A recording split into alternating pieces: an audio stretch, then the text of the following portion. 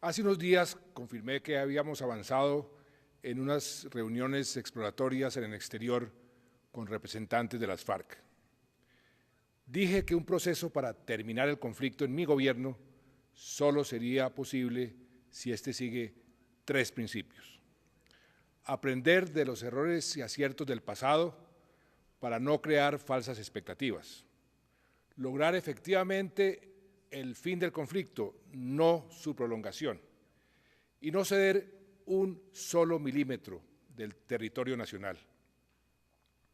Hoy les quiero anunciar que estas reuniones exploratorias han culminado con la firma de un acuerdo marco entre el Gobierno Nacional y las FARC, que establece un procedimiento, una hoja de ruta para llegar a un acuerdo final que termine de una vez por todas esta violencia entre hijos de una misma nación. El acuerdo lleva el nombre de Acuerdo General para la Terminación del Conflicto y tiene su origen en unos canales que había establecido el gobierno anterior y que nosotros retomamos y continuamos.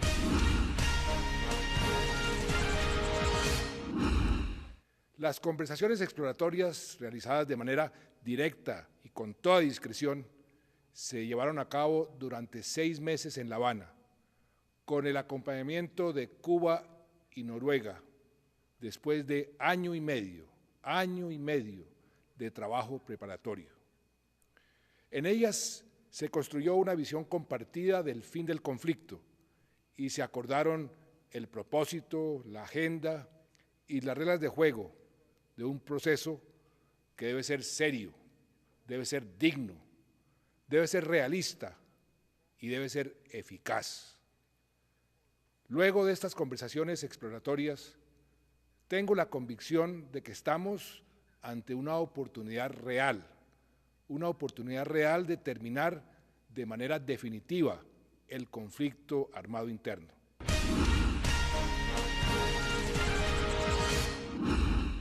Se trata de un camino difícil, sin duda, muy difícil, pero es un camino que debemos explorar.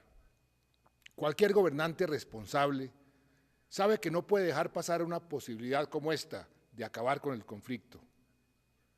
Eso sí que lo entienden las millones de víctimas. ¿Cuántos colombianos no han sufrido el conflicto en carne propia? ¿Cuántos colombianos no tienen un familiar que haya sido víctima de la violencia? Estamos ante una oportunidad real por dos razones fundamentales. La primera, porque Colombia ha cambiado y el mundo ha cambiado. La segunda, porque este acuerdo es diferente.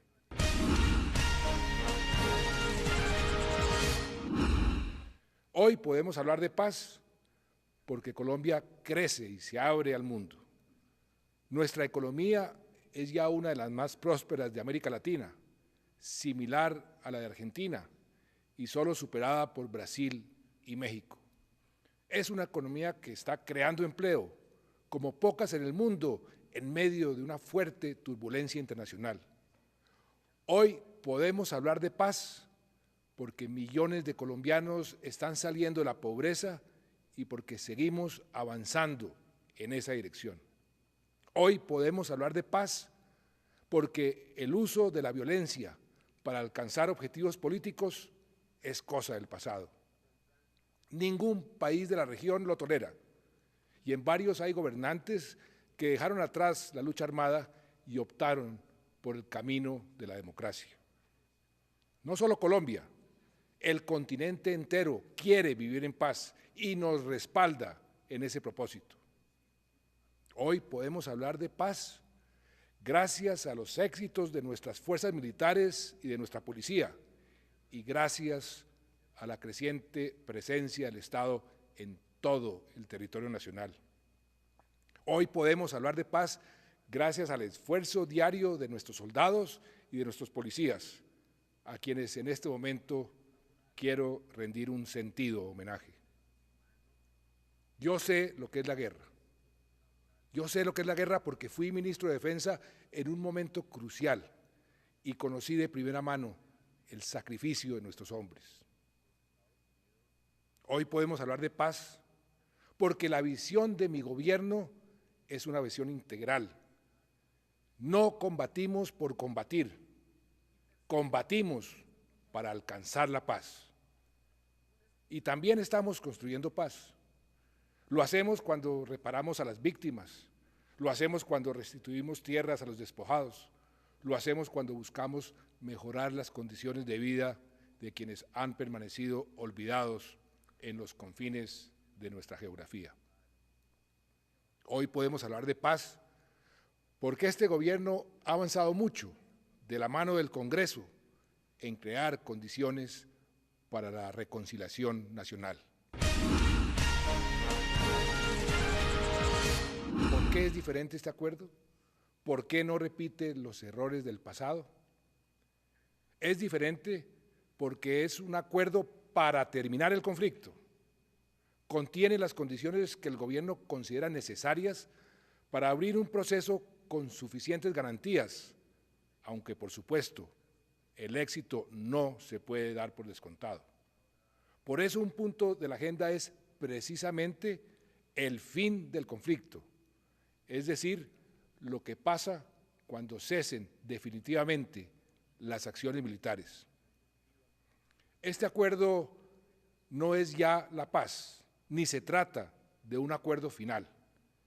Como ya lo dije, es una hoja de ruta que define con precisión los términos de discusión para llegar a ese acuerdo final. Este acuerdo es diferente porque no tiene despejes de territorio y porque no hay cese de operaciones militares. Es diferente porque las conversaciones se llevarán a cabo fuera de Colombia para seguir trabajando con seriedad y discreción.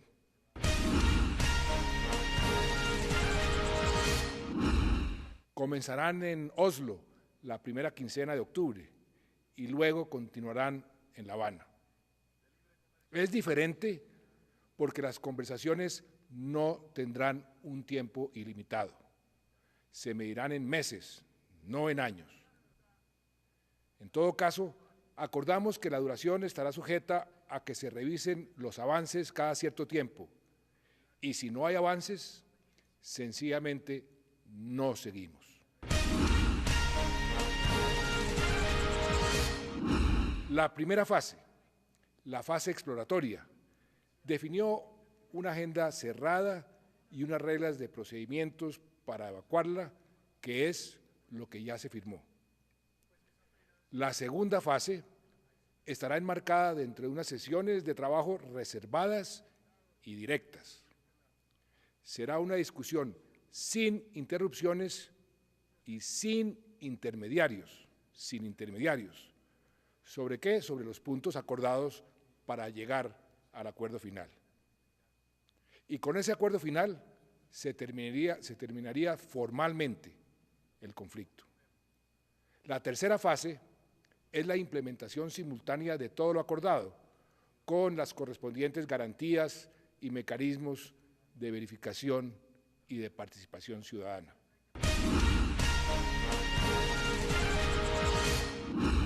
El primer punto es el desarrollo rural. Eso significa dar mayor acceso a la tierra, llevar infraestructura a las regiones más apartadas, hacer que la prosperidad y los servicios del Estado lleguen a todos los habitantes del campo. Es repartir de manera más equitativa la prosperidad por todo el territorio. El segundo punto son las garantías para el ejercicio de la oposición política y de la participación ciudadana, no solo en la norma, sino en la realidad. Es decir, que quienes disientan y protesten lo hagan sin temor y que se rompa para siempre el lazo entre política y armas. El tercer punto es el fin mismo del conflicto armado. Esto incluye la dejación de las armas y la reintegración de las FARC a la vida civil, junto con todas las medidas del gobierno para dar garantías al proceso de terminación. El cuarto punto es el narcotráfico, que tanto daño le ha hecho y le hace a nuestro país. Si este proceso contribuye a que se combata con más efectividad este negocio ilícito, eso por sí solo sería un gran avance. Y el quinto punto son los derechos de las víctimas. Nadie puede imaginar el fin del conflicto sin atender a quienes han sido sus víctimas, que precisamente es lo que comenzamos a hacer con la Ley de Víctimas. Satisfacer los derechos de las víctimas es una obligación de todos. Eso significa también emprender un ejercicio de esclarecimiento de la verdad, porque no solo las víctimas, sino todos los colombianos tenemos derecho a saber qué pasó y quiénes fueron los responsables. Todos estos puntos tendrán su correspondiente verificación y en su conjunto constituyen una fórmula integral para la terminación efectiva del conflicto y para avanzar en la construcción de una paz estable y duradera. Y son además consecuentes con las políticas de este gobierno.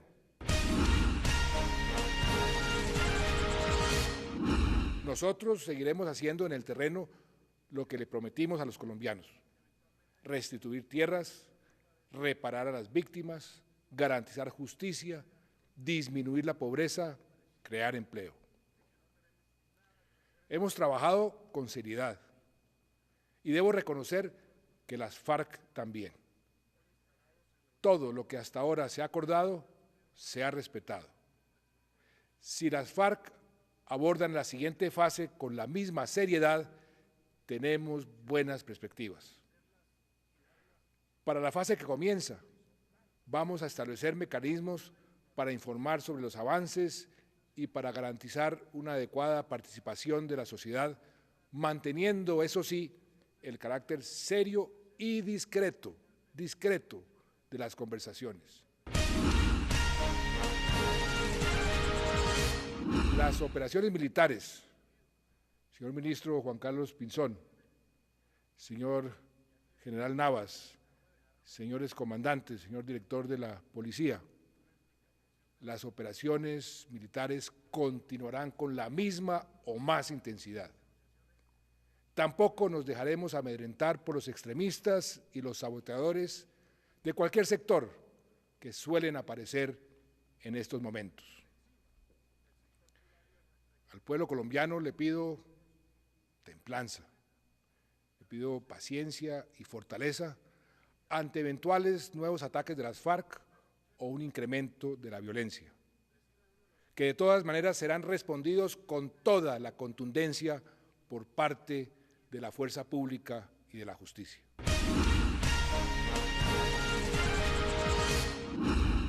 Por último, quiero agradecer a los gobiernos de Cuba y de Noruega por el generoso apoyo que nos han brindado. Sin su concurso, no habría sido posible llegar a este punto. Cuba y Noruega seguirán actuando como anfitriones y garantes en la segunda fase. También quiero agradecer al gobierno de Venezuela por su permanente disposición a ayudar en todo momento y al gobierno de Chile por haber aceptado apoyarnos en la siguiente fase. Estos dos países, Venezuela y Chile, serán acompañantes.